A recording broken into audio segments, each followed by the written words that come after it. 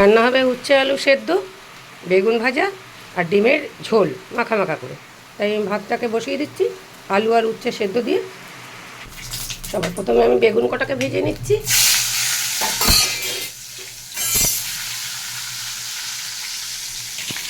বেগুনটাকে আমি উল্টে দিচ্ছি।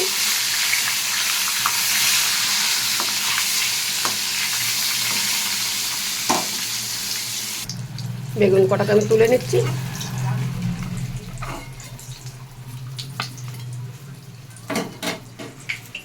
তিনটে ডিম আমি সেদ্ধ করে নুন হলুদ মাখিয়ে রেখে দিয়েছি।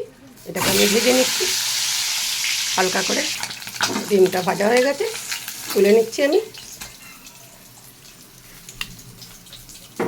এই তেলে দিয়ে দিচ্ছি কেটে রাখা একটা আলু।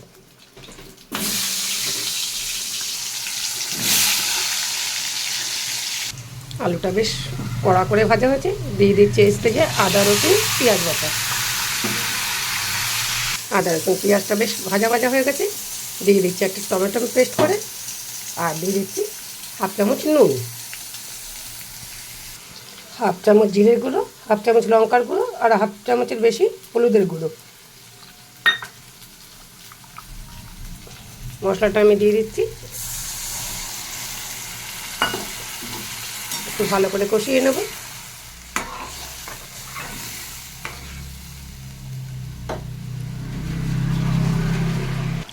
মশলাটা খুব ভালো করে কষা হবে। এর থেকে কষা হতে হতে আমি দিয়ে দিচ্ছি একটুখানি কসুরি মেথি। মশলাটা খুব ভালো করেই কষা হয়ে গেছে, দিয়ে দিচ্ছি এর মধ্যে জল।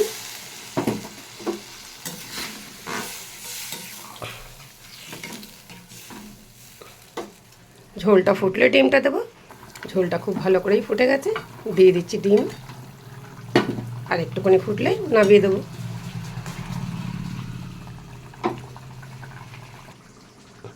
এদিকে আমি উচ্ছে আলু সেদ্ধটা মেখে নিচ্ছি।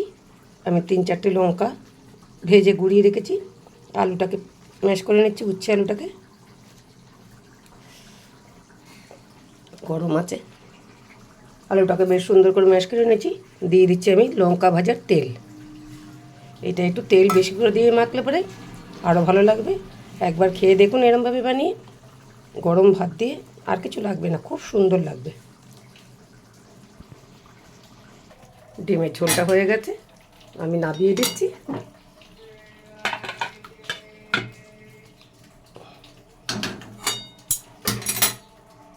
এই হচ্ছে উচ্ছে আলু সেদ্ধ মাখা আর বেগুন ভাজা। এই হচ্ছে ডিমের ঝোল। বুঝতেই পারছেন কীরকম জমে যাবে। আর আমার একটু তেল লাগে, লঙ্কা ভাজার তেল দিয়ে আমি উচ্ছে সেদ্ধ দিয়ে, উচ্ছে আলু সেদ্ধ দিয়ে খাবো। আমি এগুলো খেতেই একটু ভালোবাসি। তো যাই হোক, যদি আমার রান্না দেখে ভালো লাগে তাহলে একটা লাইক কমেন্ট শেয়ার করে দেবেন। আমার ইউটিউব চ্যানেলটাকে ফলোয়ার্স করে নেবেন। ধন্যবাদ।